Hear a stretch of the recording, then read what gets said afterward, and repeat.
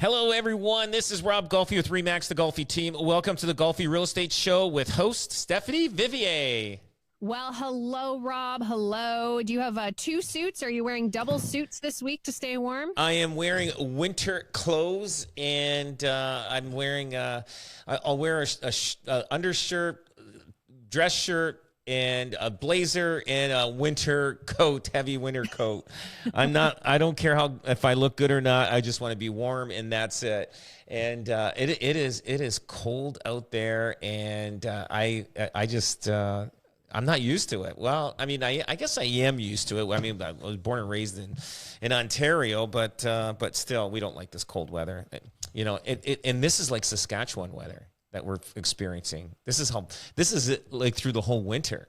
And yeah. I remember going there for a Grey Cup one year, and as soon as I get out of the airport, boom, I felt my butt cheeks just freeze up, and I was wearing jeans, and then the like how inside your nose it's a little bit moist, that froze instantly. As soon as I walked out of the airport, I'm like, whoa. I go, this is dangerous out here. Like, you better not be stuck in your pajamas driving around in this cold weather in Saskatchewan. Like you can, like, if your car, something happens to your car, you can't start it, and you're sitting in the car, you will freeze and die over there. If there's, especially you have no phone or anything like that. Like, it is cold. And I actually drove, because we missed our flight from Saskatchewan to go back to Toronto. We missed our flight, and I didn't want to wait 3 days because with Grey Cup, there's like all the flights are booked up for people leaving. Yeah. So I just said to the lady at the counter, I said, "What's the closest airport?" And she goes, "In Manitoba." Whoa. So I said to my buddy, I go, "Listen, I'm not waiting until Wednesday," because we were flying out on Monday. I said, "I'm not waiting until Wednesday to get out of this place." And I said, let's find somebody to drive us to Manitoba from Saskatchewan, from Saskatoon. So we found somebody to drive us. And talk about I guess that would be the Trans-Canada Highway, right? That goes across. That is a scary highway. It was blowing winds, blowing snow, and I'm looking. There's nothing around as we're driving through, and I'm going, whoa. I go, this is scary stuff, especially in the winter. We could just easily go off the road, and yeah, we made it through. Thank God there was all cell service all the way through, so I was using my laptop all the way through.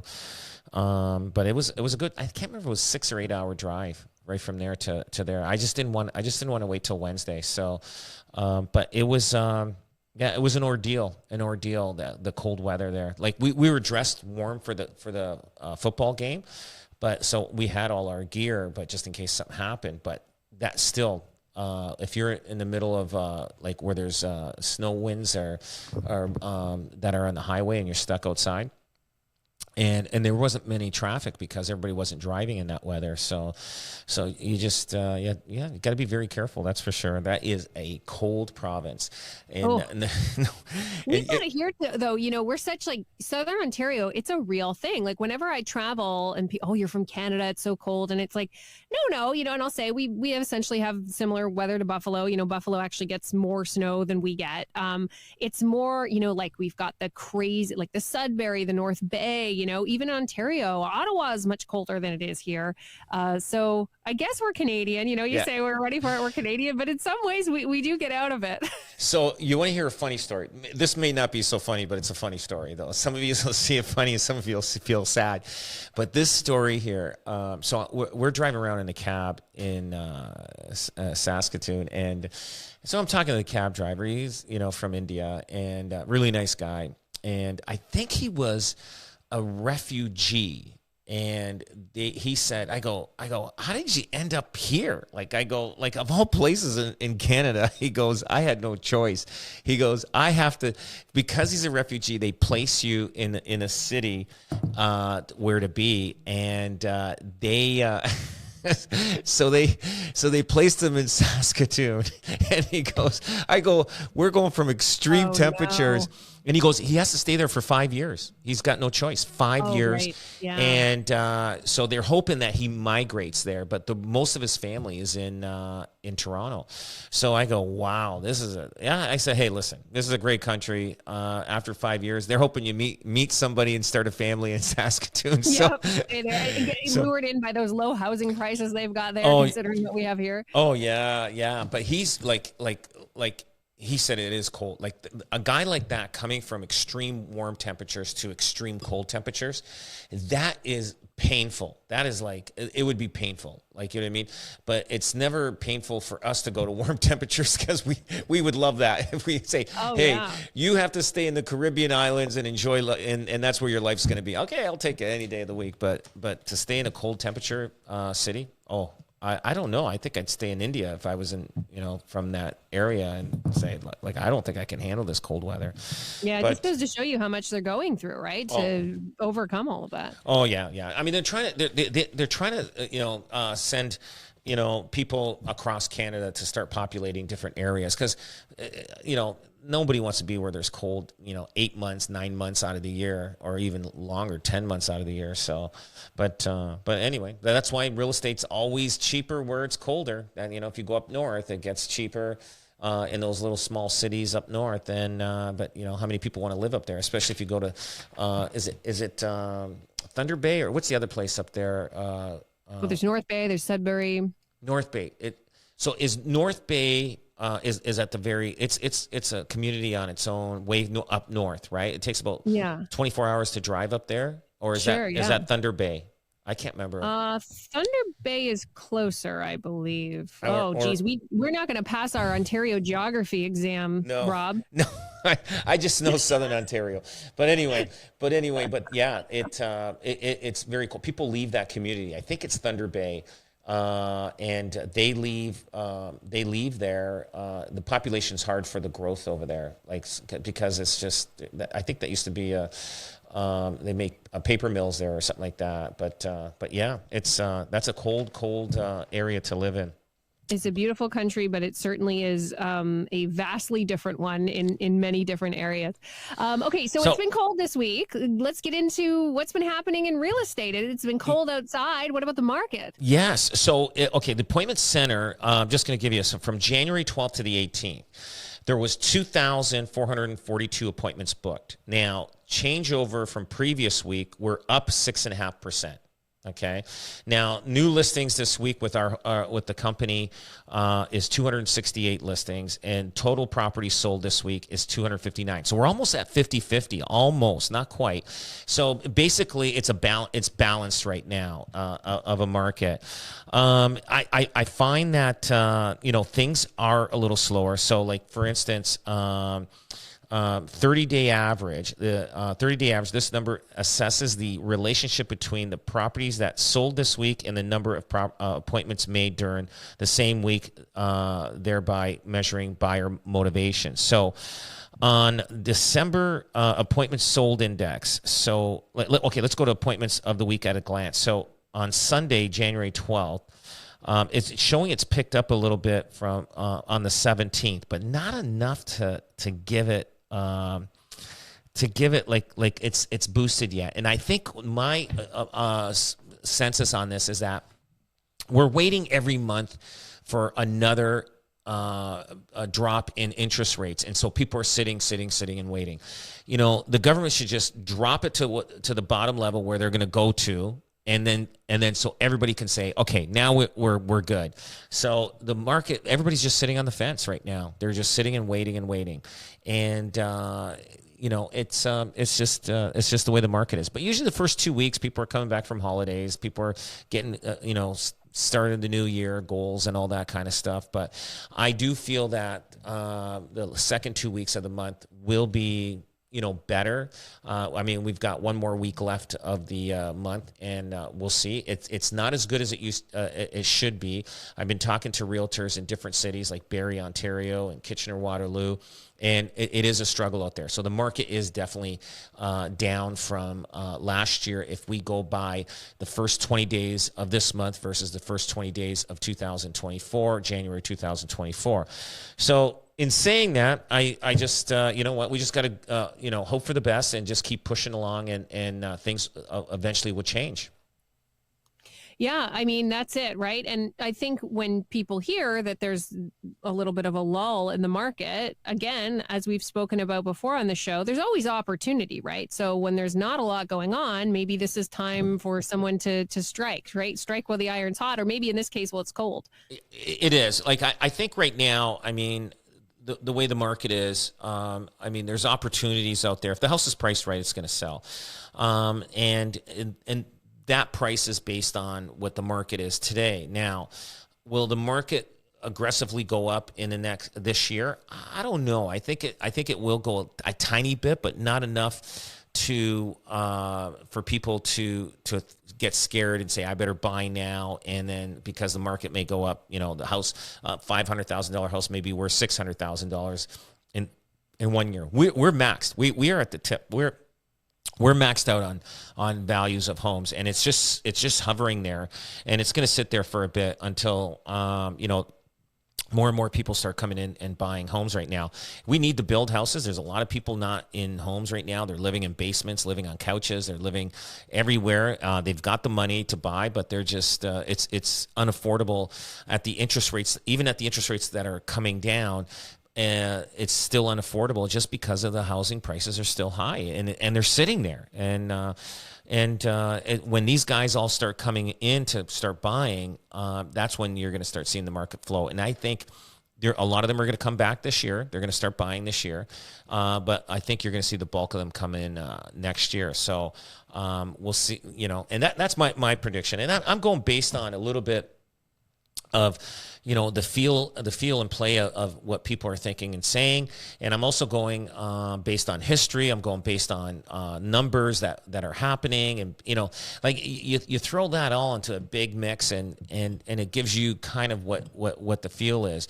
Now, sometimes you get these economists from, you know, the banks, and I mean, they're not in the trenches like I am, you know, dealing with people, the calls that are coming in, what are people looking for? They're just giving their forecast. And some of them are good. Some of them are good. And some of them, I think they're way out of range, and they're not in tuned or in tune with what's going on in the market like I am.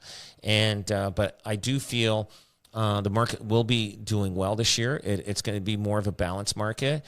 If you have a house that's worth $800,000 and you're trying to get 900, you're not going to get the 900. It's going to be 800, 810, maybe 790, but you're going to end up getting somewhere around that number because that's what the house is worth. And so the sellers may end up, you know, not being happy what they get because they still think 2021 numbers. They're looking at their neighbor that sold 3-4 years ago and saying, I want that number, and they're just not going to get it. It's just, that was just an anomaly, and it's not going to happen. Well, you know, in some ways, though, I get it. Of course, we all want to get the most out of it. It just brings a fairness back to the market. You know, during those times, there was almost an exasperation that people would talk about because they couldn't really grasp what it was. And, you know, fairness is not a bad thing, right? So if we come back to a place where everyone's getting, you know, still good values for their home, $800,000 is certainly nothing to scoff at. And then on the other side, people are able to take their time, think about a purchase, the largest thing they're ever going to purchase in their lives, and, you know, get those inspections and feel good about that decision. So it not being 2021, not the worst thing in the world. Oh, exactly. Like I said, you don't go wrong with real estate. You purchase it, you can touch it, you can feel it. And if you take care of it, it'll take care of you in the long run. Well, you're always taking care of us, Rob, with the latest information in the world of real estate here on the Golfi Real Estate Show. We're going to take a quick break. Rob's going to stick around, and we'll be back with more next on News Talk 610 CKTV. Welcome back to the Golfi Real Estate Show. I'm your host, Steph Vivier, and the one and only Rob Golfi with REMAX, the Golfi team, with us today, getting into the beginning of this year when it comes to real estate. One of the stories we've talked about actually a couple of times on the show already is the wildfires in Los Angeles. And, you know, you just really can't look away when you start to look at the maps and all of the destruction that's happened and all of the people that have lost their homes. Sort of an interesting phenomenon, though, Rob, is that some houses were hit and some houses weren't, hit by the fires. And it almost is reminiscent of what a tornado goes through a neighborhood, that, for some reason the destruction hits one area and some reason it hits the other. But that's not entirely on accident, is it? No, you know what? And some people are thinking it's the material in the house. There's no way the fire that is blazing through California, that a house can be, was excused or not catch. It's just the way the winds are going. And I mean, they show a picture online and they're showing all the houses around it are burnt, and it's the only house in the neighborhood that just kind of scathed the brutal fire. And I just it is ironic, but and they were mentioning there's certain materials that you can build a house that will prevent fires, but I think it just prevents from fires maybe starting. But when you get a forest fire happening, I think it doesn't matter if you're like what the house is built. It's just, I think this guy just got lucky. It was a fluke. I don't think he just happened to be one of the lucky ones that didn't get his house burned down. And he just got lucky. And you know what? And they're naming off materials that may slow down or that to burn a full house down, but yeah, definitely. You'll probably see this on the news on TV. This was, I think this was in the the Globe and Mail, that was in the Globe and Mail paper that I saw, and they were just mentioning some of the materials. Like windows are a huge factor in whether a home burns down, because there's so much heat and transmitted through them. So double pane windows significantly slow heat coming from the burning building, whatever. Outside layers protects the inside layer until it fails. As such, like codes in many places require one of two panes to be tempered, which is much more resistant to heat than conventional glass. There was another part there that says many roofs in the U.S. are covered in asphalt.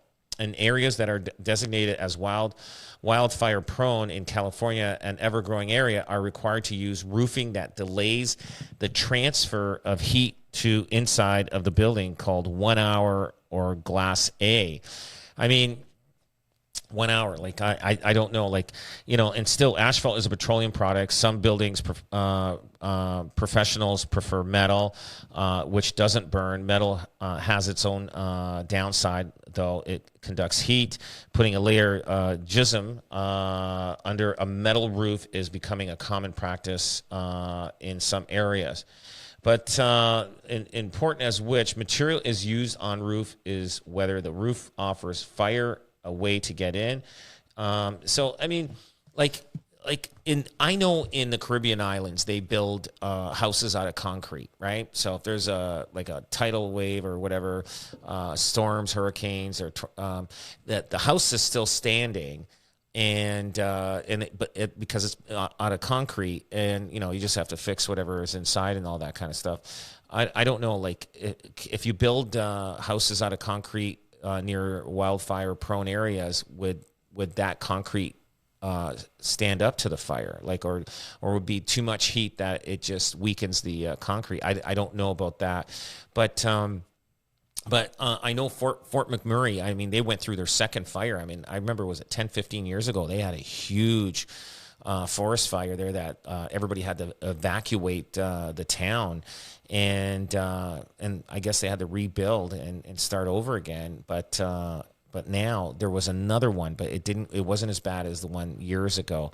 But I can't imagine the insurance claims that are there for these fires on homes. I'm sure a lot of disappointed people that they probably end up broke after the fires happen to their house. But yeah, I don't think I think this person here ended up getting lucky in the wildfires in the hills of California.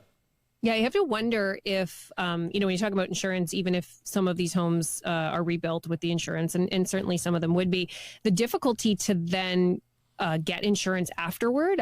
I know that's been a problem in Florida with some of the weather that they've had there, that, insurance companies just are not renewing. And, you wonder if that sort of thing is going to happen, and maybe different building codes to be required. You outlined some of those different materials that could be used. Should they be thinking about building differently given the reality and the changing climate? And no one wants to see this happen again. No way. Like for sure in Florida, if they're like areas, on the coast there, guaranteed they're paying heavy insurance.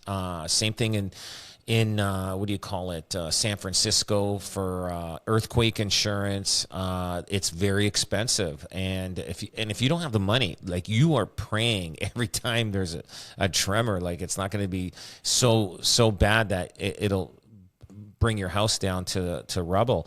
And like I said a few weeks ago, we have a guy that has a house in Fort Erie, and the river is across the street. He can't get flood insurance anymore, like because he's had 2 floods in 10 years, and they basically said, "Hey, you're done. Like we're not insuring you for flood, and because of the water that comes over the road into their house." So the next time he's got a flood in his basement, it's on him. He's going to have to pay for it. It's not insurance companies aren't covering it, and they know insurance companies. I mean, it's like a driving record. They have a record of everything, what you claimed, what you've done in the past, and everything. And like especially fire. Like I mean, a fire like California. I mean, it's going to be on everybody's record. It's just something that happened. But for instance, if you have a fire in a residential neighborhood, like just one house, just say your house burned down, that goes on your record.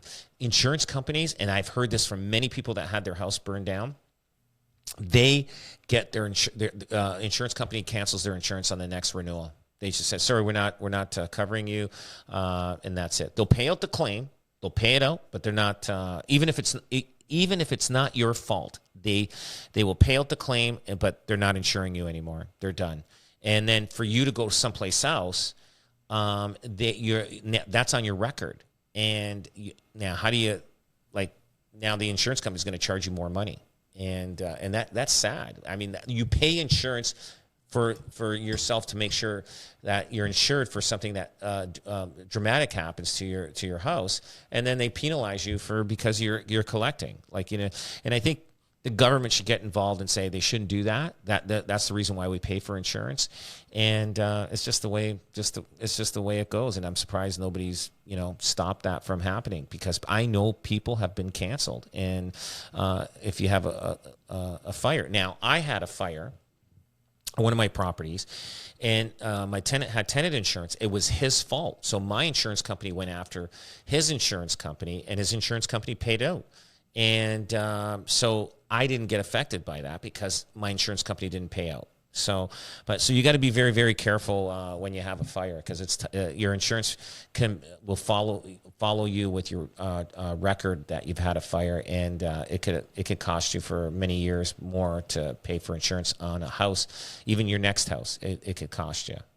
So infuriating, we have to pay for it, so the insurance, and then the worst of the worst happens, and then you've got to fight with them. So that's so frustrating. I know. I'm right now.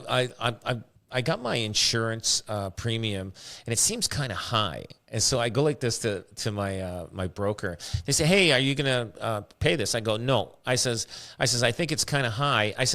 I go, "I want to see my broker's insurance premium for his house before I pay this." I just said that. I just want to see what he's paying. I'm going. I'm sorry. They wanted $5,000 for insurance a year on my house, and I have just a regular 1,950 square foot bungalow. Nothing, it's just in an old residential neighborhood, and it's been totally renovated. And it was built like 1950 something, and and they're asking that much. No, I'm not. I say, hey, I want to see your premium, and I really do. I want to see what you're paying, because these insurance companies, I think I'm getting a little bit hosed, and I'm getting tired of it. So show me yours. I want to see what you're paying. And, don't just send me a bill, and I'm not going to lie down and take it. And I'm sorry, but and I do a lot of business with this company, so I give them a little bit of a hard time every time they send me a bill. I just said no. I go, you guys are gonna have to sharpen your pencil more, because I'm getting sick and tired. And I think I've got enough insurance with them that I should be able to flex some muscle.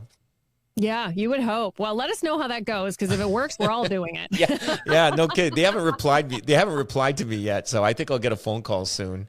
We'll stay tuned. Oh yeah, I'll get a phone call. Okay, what is it? I said it's too much money. I don't know. Like I don't know what the right insurance premium is for a 1,950 square foot bungalow. I honestly I don't know. But I think 5,000 is way too much. And wow, yeah. And feels like a lot. That's for a year. I'll shop around. I will. I don't care. So good idea to do it. Things are tough right now, Rob. Of course, I do the morning show here on CKTB, and you talk about all of the different, top news stories of the day. And sometimes they're bad news stories. A fun thing to do is to look back, isn't it? Don't you love to just kind of go, oh, what was happening? And an old real estate folder reveals a treasure trove of memories from the 1990s. I don't know. Were you in real estate in the 90s? I can't remember. I was buying and selling real estate, but I wasn't a realtor in the 90s. But I knew the market very well. I knew what was happening, because the 90s were tough years. They were tough years. And 1990, and I'm reading this article. It said that the downturn happened in 1989. It's wrong. I know the market was still good in 1989, and the market crashed in it was like March, April of 1990. Now, what they're saying, the comparison of today's market versus 1990s, it says the 1990s housing downturn lasted until 2014, which I think is wrong. It didn't last at 2014. The market started climbing slowly when we hit the 2000s, 2001, not 2014. That's way too long. That's from 1990 to 2014. What's that? 14 years? Is it? No, it's more than that. It's 24 years. 14 years. That's no way. I think he's wrong on that. So, I know the 90s, the whole 90s decade. If you bought a house for $165,000 in 1990, in 1999 it was worth maybe $167,000. So basically, it didn't do much. But it did say that the market crash factors in the 90s: rising interest rates, overheated market, reduced foreign investment, high personal debt, and the regulatory changes. Current market shares. Only two similarities with the 90s: high household debt and foreign investment restrictions. Despite economic challenges, today's market is more stable with proactive government intervention. Okay, I get that. Now, the key difference between now and 1990s, government support. In the 90s, homeowners received a little to no government assistance. Today, measures include extended mortgage amortizations. They went up to 30-year amortizations, relaxed stress test, stress test rules, and lender programs to help homeowners. Now, market conditions. The 90s saw a deep recession. There was a long recession during the 90s. I lost a lot of my fortune in the 90s. And whereas today the economy is slow but stable. Immigration is a major factor today, with over 3.2 million new residents since 2020. Insane. That's insane. Driving the housing demand up. Now, current market trends. The real estate market overheated from 2019 to 2022. Yes, there was no doubt about that. Followed by a cooling period. Since spring 2022, the market has moved into a balanced state with stable mortgage rates. Homeowners are taking advantage of the recent interest rate cuts and forecasted reductions. Pent-up demand for immigrants and first-time buyers is expected to boost sales in 2025. It will pick up sales, there's no doubt about it, with the interest rates lowering, but not at the level that I think most realtors are expecting. I know we're cutting short for time. I can finish this off after the break if that's what you'd like me to do. Yeah, sure. Let's do that. We'll hold over on that and continue to learn lessons from the past about what we should know about today. You're listening to the Golfi Real Estate Show here on News Talk 610 CKTV. Our guest is Rob Golfi with the REMAX Golfi team. Give them a call at 905-641-0308. Back with more with Rob right after this. Welcome back to the Golfi Real Estate Show. I'm your host, Steph Vivier. We have Rob Golfi with us today. And just before the break, we were taking a look back to the 1990s and seeing what lessons we can learn from the real estate market then for today. And Rob, you were outlining some of the differences. What are the differences between 2025 and what was happening in 1990? So, okay, so I finished up at current market trends, but now with real estate market structural changes, a significant shift is the expanded access to more affordable housing east of the GTA due to real estate board mergers. And we just had the Niagara Real Estate Board just merged with the Toronto Real Estate Board. So now people that are all the realtors in Niagara are using the Toronto Real Estate Board MLS system. And I'll tell you, so I'll probably get a lot of calls on this because that kind of screwed up the stats because they're shifting everything over. It messed up the stats. So if you so now I'm taking the stats based on, I have to go to the old real estate board stats to the new real estate board stats. And it's just driving things crazy, but in a year's time, it'll get all washed out and it'll be all good after. But right now we have to deal with that. But buyers now can downsize by moving to outside areas because it's affordable. Predictions in buyer sentiment. It says bank economists predict a bleak future in the 90s, similar to today's media narratives. Forecasted Bank of Canada rate of 2.5% for 2025 could drive up demand in property values. I don't think it's going to be down to 2.5%. Savvy buyers are already shopping ahead of the predicted pricing, and so the positive market indicators. Now, strong employment and immigration continue to support housing demand. Buyers have more flexibility with mortgage options and refinancing and opportunities, and market adjustments today are more responsive and adequate compared to the passive stance of the 90s. Now, the 90s, it took a long time for the market to come back. It was a little over a decade when things started coming back. I think now, because of we have a housing shortage and plus high immigration, I think our recovery is quicker. And like in the 90s, I mean, in 1989, if you bought in 1989 or even January, February of 1990, you would have paid equivalent to what you would buy today, 2021 and the beginning of 2022. So, and I remember there was people that bought houses in some areas, especially in tough areas like St. Catharines, South End. It could be, wherever, whatever city, St. Catharines or Welland, where the older areas are, people would buy in 1989. It took 10 years, maybe 15 years before that house would reach that value again. And a lot of those were the tougher areas, but other areas that were, better, the recovery was quicker. It didn't take 10 years or 14 years. It took maybe things started moving slowly but surely. But will that happen with us now because we had such a spike and then a big drop? I think the recovery, we're 2.5 years into this recovery and it's kind of stabilized just like it did in the 90s, but I don't think it's going to last 10 years. I think it's just going to last maybe 3-4 years the most. So I think 2026, 27, you're going to start seeing things moving along again. And just because of the fact we have a shortage of homes and we need to build homes and they need to drop interest rates because builders are not building. I mean, they're only building houses that they know that people have committed to. And nobody's building condos. The condo market has gone down the tubes. So, versus the 90s now, I think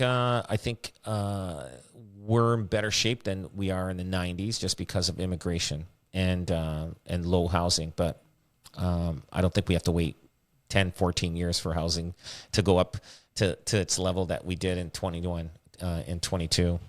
Interesting factors there that you outlined, Rob. One of them was the ability of people to move around, right? In 1990, we weren't on the internet. Certainly no one was quote unquote working from home. So many jobs that existed in the 90s don't even exist anymore because of technology. And so people are so much more mobile. I know we've seen that a lot here in Niagara. People with the ability to live here, even though their jobs are elsewhere. Oh, yeah. No, it just, what the thing is, the population in Niagara is just growing rapidly. And I mean, it did grow because people were able to work out of their house and the housing was decent. But now a lot of companies are calling everybody back. So you're starting to see a little bit of a shift happening again. Can people handle the drive going to long distance to where they work every single day? They'll do it for a short term, and then eventually they know they have to make a move and move on. But yeah, Niagara is going to always do well just because of pricing. All right, let's talk about getting these houses built. And one of the big barriers to home ownership is development charges. And you were just referencing the builders there. The OREA, the Ontario Real Estate Association, that is the association that governs real estate here in Ontario, is hoping to fix that. Oh, yes. And it is tough, but I don't like. There's an argument because they said they need it for roads and sewers and things like that. And OREA's study shows Ontarians generally disagree with the notion that growth pays for growth, particularly when it comes to costs associated with funding new housing and infrastructure via development charges. It is. The cost of a house to buy is so expensive. And that's why right now nobody's buying it. These development charges are killing people buying new houses. Despite the plan to build 1.5 million new homes by 2031, which they'll never reach, provincial data reported by the CBC last fall shows that the province was projected to miss its 2024 housing start target of 125,000 new homes with only 87,000 housing starts last year. That, it's a tough go. And I think they have to do something about it. I mean, we're spending so much money on things out there that I don't know. Like I think the government, if an auditor went in there and said, listen, we got to change things. Like we had true business people running this country, I think we would see a difference in our economic growth. And, but development charges, they're going to keep going. They can't get rid of it. I mean, every municipalities are broke. Look at Hamilton. They were trying to double the land transfer tax, and they're going to bring that back to the table again. And doubling the land transfer tax, like it makes the first time buyer, like it could prolong them from buying a house for another 5 years or 2 years or whatever. And during that time period, housing prices go up. So it just now it prolongs them another 2 years. So it's a total of 4 to 5 years before they can actually buy a house, because they got to save this extra land transfer tax. And now, buying a brand new house with the development charges, like you want to buy a townhouse. I mean, you're looking at, $700,000-$800,000 for a townhouse. I remember when townhouses were like $60,000 to $80,000, and people didn't even want to buy townhouses because people thought they were kind of like slummy old things. Now they're considered luxury. Everybody's buying them. It's funny how times have changed, and townhouses are affordable, so that's where all the millennials are buying first before they go to a detached home. Yeah, I mean, certainly people would be jumping on a $60,000, $80,000 townhouse. Can you imagine that? One day only, 2025, we got $60,000 townhouses. Incredible. Oh, no kidding. Well, the first house I bought when I was 20 years old, it was on Ross Avenue in Niagara Falls, and I paid $40,000 for it. The second one was on Dunn Street, and I paid $34,000 for it. And listen to this story. The house next door went up for sale on Dunn Street, the house that I had, and I think they were asking, I can't remember what the price was, but I didn't want to pay more than $26,000 for it. And but you know what? Because I looked at the bedroom. The bedrooms were small. I'm going, I don't know, how does anybody sleep in here? And so they wanted $28,000, and I didn't budge for $2,000. I wish I did, because that would have been a nice big lot, and it ended up becoming Niagara College ended up building across the street after, but I will not lose a property again for a minimal amount of money. But now back then, $2,000 versus, $26,000, that was almost what is that 10? Is that 10% of the value? It would be a little more than that, yeah. So 2000. So that was $2,000 was a lot of money back then. And, sure, yeah. And so that's why I didn't jump on it, but I wish I did, because having both properties would have merged the properties, and it would have had greater value with that. You could have built like a small apartment building or something like that. But anyway, back those days, the thing is, housing was more affordable. And people were making accordingly to what the wage was, what the housing is, and but it's tougher now, and like that was a detached home. Can you imagine a townhouse? How much they were costing? They're probably like $30,000 or $25,000. Yeah, I should have bought 100 of those. Yeah, if only we knew. Yeah. If only we knew. I know something that the Golfi team deals with a lot is listings that were previously listed by other agents. And so you need to essentially relist the home. And there's a real art to this, isn't there? There is. So many homeowners are looking to release the properties that sat and unsold in 2024. And there's a lot of them. And buyers delayed purchases last year, waiting for the interest rate cuts for economic improvements. Realtors predict an influx of listings in early 2025, with February expected to bring a deluge of properties. So anyway, market trend challenges. Ontario real estate market saw slower than usual sales in Q4. So, I mean, it's just we've been taking a beating with the amount of sales, but many potential buyers are waiting to secure fixed rate mortgages, anticipating the Bank of Canada next move. So everybody's, like I said, they're waiting for the next thing. The Bank of Canada should say, listen, this is the final one. Now you guys go for it. But they'll do another drop probably at the end of, we're probably supposed to hear something next week. And so people hear it, but they're going to wait for February to see what's going to happen there. So, interest rates are not primary concern for most buyers, but lifestyle preferences and age play significant roles. And strategies for successful selling. Sellers are advised to relist properties with uploaded staging, professional photography, and competitive pricing. And a lot of people are realizing they have to price it better. But the one thing I want to stress out there to everybody is that even though the interest rates are dropping, it doesn't mean your house has gone up in price. It just means that there's going to be more buyers looking at it, and more buyers are going to be maybe potential get an offer, but the values are not going to jump like because of interest rates dropping. Like I said, we're going to flatline a little bit this year. So be very, very careful. So price reductions may be necessary to align with market realities, with some sellers hesitant to adjust. Demand for specific property, like turnkey properties with modern contemporary designs, are selling faster than older or high maintenance ones. For sure. You got the bells and whistles done in your house. Everything's all updated. Everything's good. You're going to sell that, and you'll get a little more premium for that. Rural estates and heritage homes require strategic marketing to attract niche buyers. Downsizing baby boomers are selling their pandemic era vacation homes, adding to the market supply. Now, social media, realtors are leveraging social media and high quality visuals to appeal to younger buyers, because younger buyers are looking online. Buyer demographics and preferences. Millennials are entering the market, and they're the biggest buying group right now, especially for larger properties in areas like Caledon. Older buyers see country homes closer to family, preferring short commutes. The insights and advice. Real estate agents emphasize the importance of realistic pricing. I've always said pricing is important. Sellers should invest in making properties move-in ready to attract hesitant buyers. Market conditions require adaptability. Listing strategically can minimize interest. So if you take care of your property, give it a good cleaning, good paint job, make it look so sweet, people will come in and look at it and say, wow, this is good.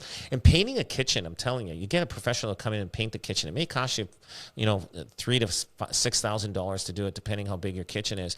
I'm telling you, that is worth money. That's gold. It'll make a difference in your house. Even though if the cabinets are dated a bit, instead of putting a brand new kitchen, just put an update, like just give it a good paint job, professional paint job. I'm saying, not just go in there with your roller and paintbrush and doing it yourself. Get a professional a company to do the painting for your kitchen cabinets. All those kinds of things really do help to get your home moving. And if you want to do that, give them a call. Rob Golfi and the Golfi team, robgolfi.com or 905-641-0308, the number one REMAX team in Canada. Rob Golfi, always a pleasure. Thank you so much for joining me today. You've been listening to the Rob Golfi Real Estate Show. This is News Talk 610 CKTV.